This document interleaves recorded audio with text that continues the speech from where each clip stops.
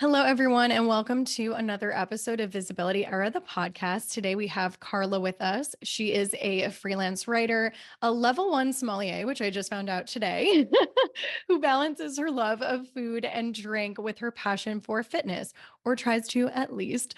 She has over 15 years of professional experience covering food, wine, travel, nutrition, health, fitness, psychology, beauty, relationships, and beyond. She's literally been everywhere. She has bylines in Better Homes and Gardens, Allrecipes, Food and Wine, EatingWell, Southern Living, and so much more. Karla, thank you so much for being here. We're so excited to chat with you today. We were kind of talking about the importance of breaking down the barriers between the media, small business owners, and also like us as media professionals getting to talk and hang out with the writers that we speak to so often. So thank you and welcome to the show. It is such an honor to be here. I could not agree with that more. I was just chatting with a fellow journalist yesterday about how none of this would be possible without all of the people, like all of the cogs in the wheel, like writers, editors, PR reps, sources, medical experts. Like none of this content would be possible if we didn't all collaborate. And so I'm just like endlessly grateful for all of the people who I get to meet and turn into friends as a result of this. I love that. I was just thinking, eh, we haven't been on social media for that long. Like, even to have a writer have a public, like, you're a public, not public figure, maybe you are, but you have a public facing presence now, too, where you're not just like behind the scenes and people can interact with you, too, as the writer and as the journalist. Like, it's really changed in so many ways where the sources don't necessarily need to be repped by a publicist or a PR agency. They can cut, like, everything is changing. Definitely. And I love that. Like, as someone who is based in Iowa, there's not a lot of companies here that have PR reps, And so I often kind of share like how people get in touch with me. And it's really just as simple as being human. It's all boils down to relationships, every aspect of this industry. So it just is a matter of reaching out and letting people know like that you're available and what you're adding to the world, and you never know what's going to come from that. Gosh, I absolutely love that. We're really big on community, visibility on purpose. We talk about this a lot. So thank you for touching on how to humanize the industry because I feel like sometimes when we're behind our computer screens, we like forget to remember the other person on the other end of our emails. So I think this is so important. Karla, can you tell us a little bit about how you got into freelance writing? I feel like there's always some sort of cool story with the freelancers. Some of them stumble upon it, some of them come from corporate, some of them come from, magazines. So tell us a little bit about your background. And also I want to hear about the sommelier piece, please. Yes, yes, absolutely. So I actually went to school, like first day of college, I knew what I wanted to do. I wanted to work at magazines. And so I double majored in magazine journalism and kinesiology because I was like, fitness is the one, fitness magazine, if you remember it back in the day. I loved it. And it was very much about like people of different ages, different sizes, but like with that kind of like passion for physical activity and just like general well-being. So I went to school and I studied both, and I was like a total square. I had zero fun, so I would change it if I could do it again. But I got great grades. I got awesome internships, and ended up getting an internship and then a job at fitness. So I moved out to New York. I I had gone to school in Iowa, and I moved out to New York and took my dream job and was like, okay, it's all gonna happen. Like, this is it. I've worked my whole life for this, like everything's gonna fall into place. And as incredible as the job was, like I was writing features for the magazine, like flying to LA to do like celebrity workouts with ASICs, it was surreal, but I had nothing outside of work. And I didn't know who I was because I had spent my whole life chasing this job, not figuring out what actually made me happy or who I was. And so I just worked and I didn't do anything else because I didn't know what else to do. Like that's what I'd done my whole life. And so after 2 years, as much as like my coworkers were my family and I loved the job, I just like knew that it never felt like home to me in New York. I know that some people thrive there, but it was difficult for me. And so I asked them if I could do that same job remotely in Des Moines because they have an office there. Like that's where the headquarters of Meredith, now Dot Dash Meredith, is. And they said no, because at the time, like telecommuting was not what it is today. And like so many of the things that were involved in my role were very events focused. Um, so they were like, well, we can let you do a couple of the features that you've made your own here freelance, and we'll put in a good word for you.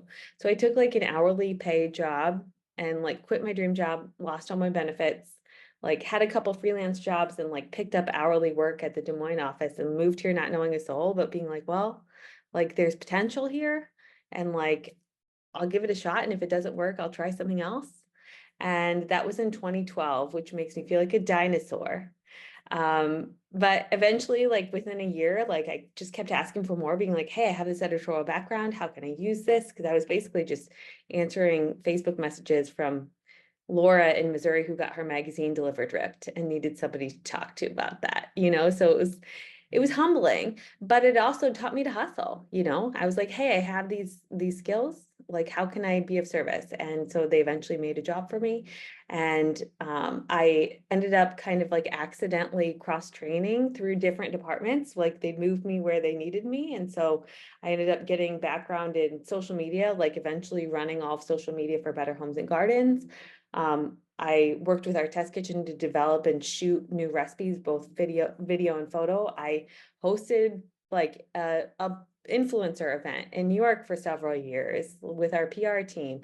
I worked in print, of course, at Fitness, and worked on digital editorial content. So I learned SEO, and it was just, I had all of these like little nuggets and awesome community within that workspace. And then at the same time, I had my freelance business growing because an editor from Fitness would go to Shape or to Women's Health, or I'd pitch something to Prevention. And then I'd be like, oh, wait, like personally, I'm getting more interested in food and wine. So like, let me pitch something to another brand. And as long as it wasn't a conflict of interest for the brand that I was writing for, my manager was fine with it. It just made me sharper at my job.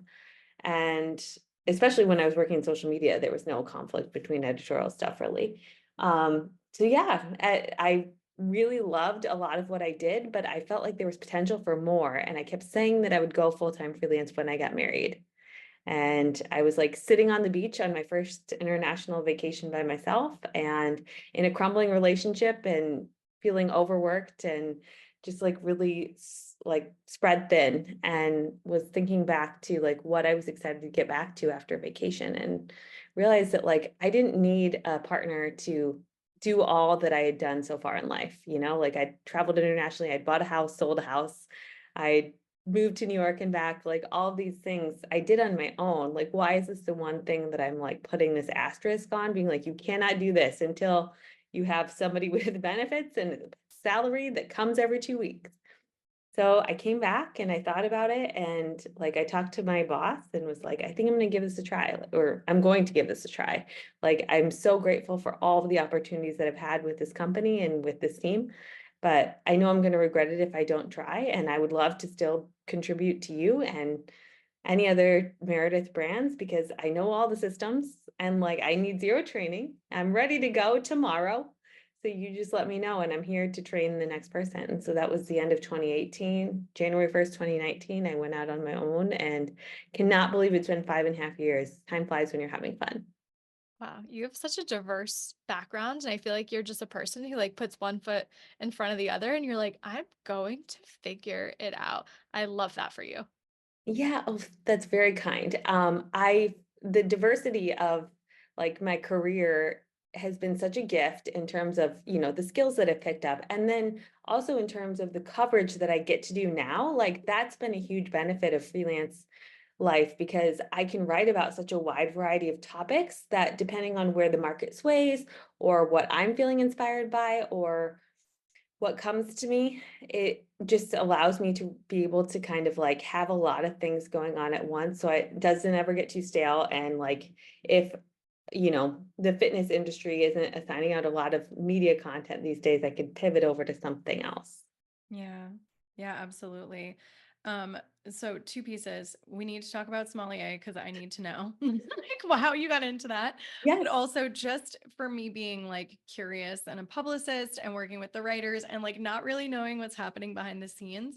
So when you were working with Meredith, did they like were you technically a contributor there and like they were letting you write at different publications or like what did the back end look like? Because I know a lot of writers will get kind of like assigned to one magazine or like work for kind of like one, but I don't know. Things have changed also over the years where like Yeah. print and digital have merged. And so Right. I'm just curious. Yeah, when I was on staff, I was like an editor for a brand. So I Okay. would work with freelancers and assign stuff out and edit it and get it on the site and create some content myself. When I was in charge of social media, it was like a social media manager Mm, position.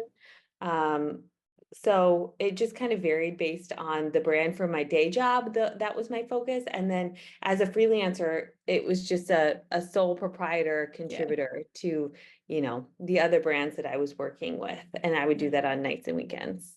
The Amazing. sommelier thing, Yes. uh, I We like have to did know. not drink a drop until I moved to Des Moines, actually. Like I was very Mm, much like all about control. And like for me, once I discovered the world of wine, I was fascinated by it, like theoretically. And I love the way that it fostered such community, like you you have the most amazing conversations around a table, whether there's wine or not. And there's just so much storytelling too in each bottle of wine, like in addition to like 800 grapes, which is incredible. There's like history, there's weather, there's geography, there's so many personal choices, there's family relationships, like all of these things make one Pinot Noir very different from the other. And the year, like the land it was grown on, all of this. And I just find that so fascinating that we can experience all of that in something that like, you can get a pretty good one for like 25 bucks, how cool. And I really am a nerd in the fact that like when I'm passionate about something, I like to like learn as much as I can about it. So like in addition to getting my kinesiology degree, I got my group fitness certification and my personal trainer certification. So like, I did teach group fitness for a while, and now it comes in handy when I'm writing for Peloton, and the same thing with the sommelier degree. I'm never going to work at a restaurant, but I really respect and admire folks who do. And it comes in handy with the questions that I craft for stories when I'm writing about wine for Food and Wine or Better Homes and Gardens. So you never know like where those random interests and skills can come into play. So like I'm very much rusty in my wine knowledge, but I still find that like the having that base level is really helpful personally and professionally. I was just going to say too, like, how beautiful is it that the way you described why you wanted your level one sommelier is because of stories? Like you, and obviously, like that's what you do. You like to write Yeah. stories and contribute to all these magazines. So it's it's funny because I feel like Bridget and I are the same way. We really love to hear the backstories. And so I think that's why we're so good at what we do. And we love to bring people into visibility on purpose and teach them how to tell their stories because that's at the end of the day, that's what is important. That's the connection. That's what makes somebody want to read an article. So, oh, I love that. One day we'll have to sit and you can just tell me about wine. I'll just listen. Oh, and you can tell me all the things about your background and history too, because I'm so curious. So like we'll have a while with a bottle. Oh, So we'll have like a little cocktail, a virtual cocktail hour. I would love that. And you can tell me all about surfing because I tried it once and I'm not good. I mean, like, there's not really much to tell. I'm not great, but I will tell you what I know. Amazing. I think what inspires me about you, Carla, too, is like when you have something that you enjoy, you go after it fully. And I feel like that's us too, naturally, and also a lot of our clients, because like what we love to tell them is like your passions can be what you bring forward to the media. If you are a source and you know a lot about interior design, like let that writer, let that publication know that like you're out there and can actually help. Like it's such a gift when we can bring that to the world. Right. And just let it like just manifest it, right? Like I know that that sounds silly and it's a buzzword and whatever, but nobody's going to know that you're interested in something until you put it out there. So like whether it's me reaching out to an editor to pitch ideas or a someone in business reaching out being like, I am really itching to be quoted in this publication about this topic, or I just need you to know that I'm doing this really cool, like, look at the illustrations that I have on my restaurant menu. Like, you never know where that's going to go, because so many of my best stories come from these tiny little details. It's not just like this amorphous, huge topic. As much as I love doing, big feature topics, I also love really zoning in on like one little nugget that I learned at a conversation at a dinner for a press trip that was a week long. That can turn into a whole story. And I love that. Okay, now that we're on this, I'm so curious. What was a story? I'm going to put you on the spot. Please, I'm What ready. was a story that you wrote recently where you were just like, oh my gosh, this is so much fun to write and to learn about? Mm. Oh, there's so many. I know. I'm like, I'm going to put you on the spot. Oh gosh. So I don't know if this was something that I learned like a whole ton from, but I am so thrilled with how it turned out. Mm. And it was just like a very like small direction on the scope of the story, and the way that it bloomed turned into something really cool. And so it taught me a lot about other people in the industry. So for the past couple of years, we've done drink of the summer story in very early May for Better Homes and Gardens. And so my editor just comes to me and is just like, hey, can you write us a story about the drink of summer? And I like love the open-endedness of that, but it also is daunting, right? Because like you could just pick something, like I'm getting the same amount of money, whether I just pick something and say, here's a cool drink that I've seen on some menus, or if I do it the hard way. But I really love to give things what my mom calls the Karla treatment, which means like I give it my all. Like we really go all in. And so I cast a very wide net, because I'm like, hey, I travel often, but I'm not everywhere. And so I want to reach out to mixologists from across the country. I ended up just asking them, what are you seeing popping in your neck of the woods? I ended up having almost 30 people chime in with these flavors, this type of cocktail, here's what I'm seeing. And then at the same time, I was looking on TikTok, Instagram, everywhere, asking friends, asking people at bars that I ended, like restaurant bars that I was sitting at having a glass of wine with a girlfriend, and ended up coming up with one drink that seemed to be fitting to a lot of the things that the pros were saying. I ran it by my editor. We had our test kitchen develop a whole recipe, which we shot and turned into an Instagram reel and video and all these things. And I went back to the people who had mentioned, the certain components that made this trendy, and interviewed them to give context as to why this is the drink of summer. We didn't just pick it out of a hat. And then, I was able to explain how to make it at home. And it was an easy cocktail that, like, if you went to a bar, you could order it. Like, it's called the Lone Ranger. It's basically like a sparkling wine, tequila, lemon juice, simple syrup concoction. Whoa. And at the end of the piece, like, which I think showcases like that we didn't just choose this out of a hat, but put in like a tiny little section of special thanks to all of the industry or mixologists who helped us select the drink of summer, and just like listed them.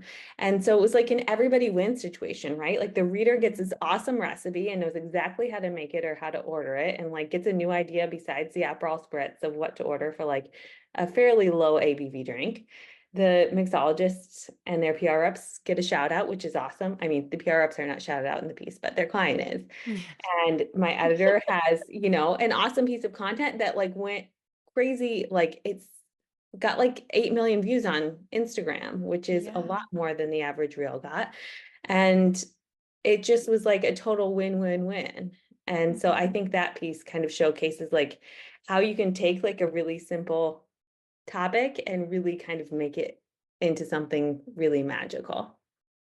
I feel like people don't realize sometimes like who are behind these like amazing things and trends. Like the fact that you were solely responsible for picking the drink of summer and then had all of these amazing people to come in and do this together. Like we constantly talk about how PR is such a win-win type of relationship with all these other pieces, the writers, the brands, the mixologists, the experts that make this happen, and like how cool it is. It kind of reminds me of like in music where people are talking about like the artists, and of course like the artists are amazing, but like they're like, oh, I love this song, this is the song of the summer, but it's like, who is Right. the writer, who is the producer, who is, Mhm. yeah. So I love that we get to like give you a platform today, because I am, number one, I really want to try this cocktail. I love when there's like wine or beer or something with cocktails.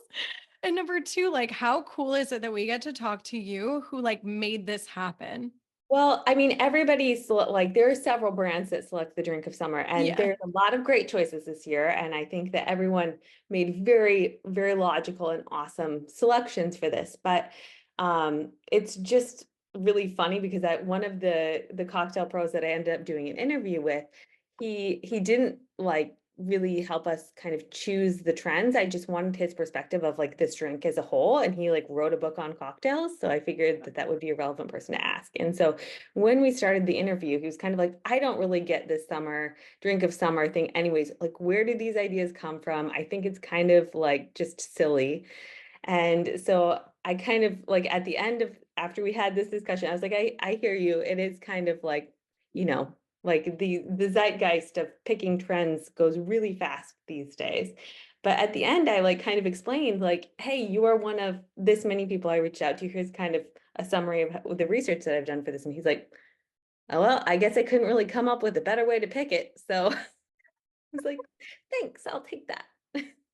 Just like what Lydia said, I also agree. Like our audience feels that and finds what you're sharing so helpful because they don't know what's going on behind the scenes. Like, I don't think they realize, and this is what we want to educate on, all that goes into potentially putting a piece out there. Like, you were interviewing experts. And my next question is, how did you pick, because this will help our audience, how did you pick the right sources? You said you had like 30 people come in. How did you say yes to some and no to some? Yeah, so I am very lucky because I've been doing this for quite a while that I have like a whole bunch of sources in my back pocket. So I have like my go-to, I know, my sports dietitians, my family dietitians, my hormonal dietitians, like the gastroenterologist who will be able to translate how often you should poop to the layperson without being like uncomfortable about that. Like I have my go-to sources for that, but for something like this where I'm really like just trying to get as many insights as possible, I reach out to either PR reps that I know that represent a bunch of restaurants or hotels that have great restaurants, or I really, really swear by this community called Pitchcraft. My friend Kelsey is a fellow journalist who started this, and it's kind of like a community for PR reps. So I can basically go to Kelsey, who is a fellow journalist who started this early on in the pandemic, but has built up this whole community of PR reps, from all different industries, travel, pets, doctors, whatever, restaurants, and just be like, hey, I have these 5 stories. Here's the topics. Do you have any experts who can help me chime in about these things? Like for instance, I'm working on one right now for Allrecipes, and we're doing this series of like chef's favorites. So can a chef tell me what olive oil they swear by and why? Like I would love to interview them. Reach out to me with any interest and we'll pick it up from there. So I get lots of great leads from that. There are some individuals who've joined that too. So like that is an option for people who don't have PR, but it is an immense gift and a gift that keeps on giving to be able to tap into people like that or other PR groups that have like large networks. So I can just be like, hey, for instance, like I decided to do it. I pitched a story about the recipe to make based on your favorite Taylor Swift album before that new album came out. And turns out chefs don't put in their bio that they're a closet Swiftie, like that's not listed.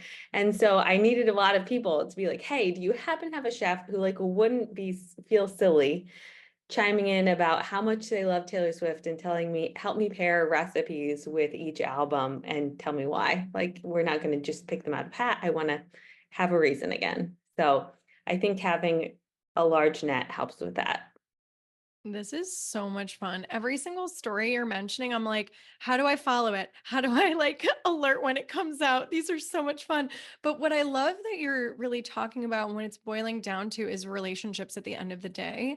Like you mentioned Pitchcraft. I've been a publicist for 10 years. Actually don't know this platform. I'm like, okay, writing this down, going to join. So it's just so funny. And they're always coming out with new ones. Like Mhm. maybe I start, like we have a Facebook group, Visibility on Purpose. It's our community group on Facebook. Anyways, we have writers that will pop in there sometimes and ask questions. We just Oh, had a great. woman. Yeah, so feel free to join us. I But know. How can I yeah. get in? Oh, well, we'll add you. We'll add you after the call. But we had a women's health writer write in there that she was looking for a crystal expert the other day. And we have a lot of spiritual mentors in our community. One of our past clients mentioned underneath, I would love to interview. And then she got featured. And this writer got to meet our amazing client who's so sweet and so much fun. And so it's just really amazing when we get to connect the dots and help each other out. It's such a different, I feel like it's such a different way of doing business as well. Like, I don't know how, if you feel this way, but when I first started in PR back in the day, 10 years ago, I felt like it was a very, this is also like the Northeast too. You'll probably understand this, but a very like dog eat dog world. There was a lot of competition. There was a lot of gatekeeping. I remember being in an office full of 10 other publicists and nobody wanted to share their contacts. They were like gripping. They were like, no, I need them for my clients and my story, even though we all worked at the same agency. And so now choosing to do this differently and like sharing my contacts and connecting as many people as possible, what I'm finding is number one, people really appreciate that because everyone's just trying to do their job at the end of the day. And number two, it just like makes things better. So I would love to hear like your experience being in New York, in media and like what that maybe how it's changed since you've gone freelance for yourself. Yeah, I mean, everything has changed because when Yeah. I went to school, I didn't even take SEO was not a thing. You didn't use social media as a brand to showcase anything. You know, you would maybe copy paste your print magazine and put it on your website and add an image and be like, look, we did it. You know, like it's just so different because I would say like 90%, 95% of what I create now is digital. Like I still contribute to some print brands, but it's just so interesting. And I think that's been like a huge asset of just being agile and like being willing to learn new things and not getting stuck and being like, well, here's how we do things. No, it's like what, how can we make it better? You know, and being open to that evolution. So much has changed, but I do agree that it's it really boils down to like just being nice to each other. And like that wasn't always the way that it was like you said, competitive and just like Mhm. everything was striving towards the next level. And like to me, there's more than enough slices in this pie to share. And like we're all just like trying to do our best. And like even after like it was probably 2 or 3 years in, I was feeling like I was overcommitting because it's really hard to know like how much work to take on. And like it was a little bit, I'm a people pleaser. It was a little bit strike while the iron's hot. It was a little bit like I really love what I do, so it's hard to say no. But I was finding myself not being fully present at anything that I was doing. Like I was when I was out at dinner with friends, like I was lucky enough to like have some work-life balance when I moved here eventually, you know, like I am on nonprofit boards. I have a social life, like it's amazing. But I was checking my phone in the bathroom, you know, making sure I didn't miss any emails or something like that, and feeling like I needed to go home and finish a story. And so I hired a business coach who really helped me clarify how much is enough. And I would recommend that to any business owner, any human, like zeroing in on what enough is for you. For me, like I came up with like an income cap that like here is how much my goal is to make every month so that each month I'm not striving to beat that because that's what I was doing. And once I have that number that covers all of my essentials, all of my fun, and like some extra security in my retirement, and like if it still feels fun at that point, and if I still have, you know, things that I'm really loving to do, then great. I can put that money in like a fun fund. But if not, like take that time and like go find extra stories, go hiking with your dad, like live, because that will also benefit your business, but it also will make you not a robot. And so I think like having that idea of not everything needs to be a grind, a hustle, what's next, you know, how can I improve? It's a do the best at what feels really good. And like, I think that allows space for more good to come in. Yeah, gosh, I love that. I always give Bridget credit for this because I feel like I had a long time conditioning of that hustle, that I can share contacts, this whole thing that's conditioning for many years.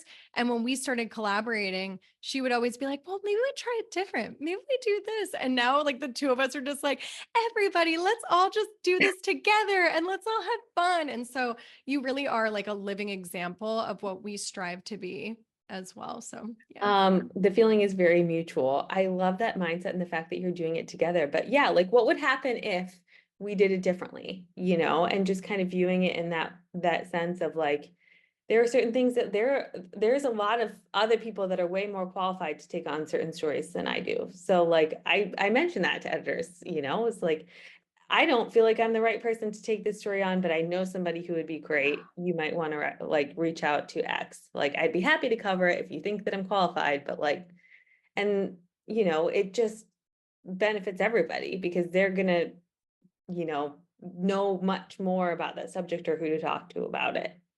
And they're going to thank you for, introducing them to that outlet, Mm. which they might not have naturally met if it wasn't for you. It's just a different mindset. It's a spirit of collaboration. And I do think that more people are waking up that we can operate in this way. And it's like such a blessing when we meet people like you, Karla. I was like, wow, like, I found you on social media. I was looking for someone and I found you, not knowing that you have a very similar like mindset and philosophy to a lot of stuff, even like health, wellness. Like, I've seen your like muscle pictures, like you're strong, you're fitness oriented. Like, I don't know. This is just, we're in love. We're in love. So kind, so kind. Well, the cool thing is about like sharing contacts and like working together is like we can all be at the same thing. Like say we're all invited to the same event or dinner or hotel press trip thing. And we're all sitting there experiencing the same moment. We're going to walk away with so many different story ideas, right? And so the fact that we all have our own lived experience, our own ideas, our own networks, like, so I have these publications that I contribute to, but this person has these. And so they're writing for somebody different than I am.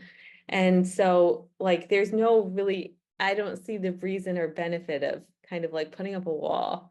Cause like, that's just stopping the world from being more creative and more beautiful. Oh my gosh. Yes, write a book, Karla. That's next for you. I love this. I mean, I'd love to someday once I come up with the idea that feels I'm long. sure it'll naturally drop into you. Yeah, the two of us are just like, we love her so much. The love fest is real. I'm gonna for the marketing, Mutual. I'm sure we'll write something like, if you want to listen to us fall in love with Karla, you can listen to this interview. Uh, it's a mutual admiration society. I do have a like nitty-gritty question for you as we Sure. start to close things out. I think this will be helpful for our audience. Like you mentioned that you have a lot of people in your network that you go to for sources and experts. So what are the best practices when, a publicist, an agency, or just a source that's representing themselves, when they contact you? Like, how do you like to be contacted? What's important in that relationship that's being built when you don't know someone already? Yeah. So it's kind of the way that I explain it to people, it's kind of like how I interact with editors and really everyone. Like I try to make everything as uh little transaction, like remove the transactional nature of any communication, right? And so it doesn't really make financial sense for me, but I really, really treasure, and it's what the hugest gift of my job is like all of the relationships that I have. And so like I really swoon when somebody kind of has that similar touch of like, I know some other reporters hate this, but I love like the personal interactions. And I like start every email with hey, I saw on Instagram that you harvested some zucchini last night. Like, what did you make with that? Like, my mom came to town and we did this thing. Like, just three sentences or something like that. And like, if they choose to breeze past it, totally cool. I'm not offended. Like, I get it.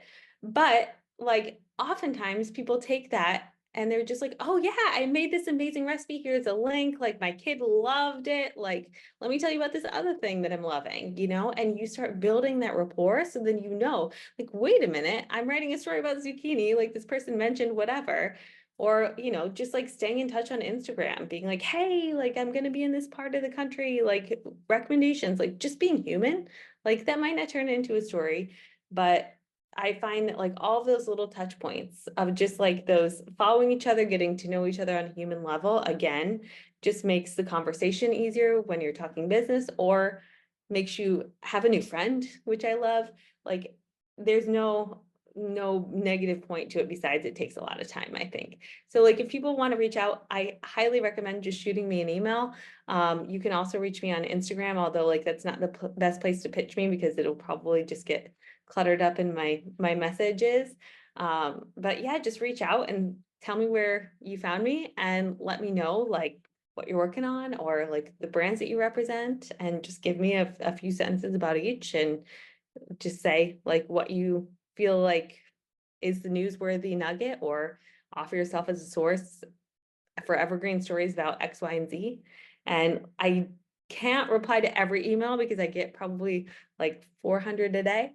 But I read every single one, and I keep the ones on file that might be relevant. And so I often return to things like 3 years later, being like, hey, you wrote a book on smoothies. Like, I really like am looking for an expert who's done that. And so I think just kind of like thinking long game throughout all of this is a huge benefit. Thank you, Karla, so much for being here today. I think this conversation really just allows people permission to be themselves. And you are just like a walking example of that. You're so amazing. Your background is incredible. So thank you so much for being here today. It was just a joy. It was such a delight to meet you too. And I can't wait to join your Facebook group. Oh, yeah, we'll chat in there. Thank you, everybody, for listening to another episode of Visibility Era, the podcast.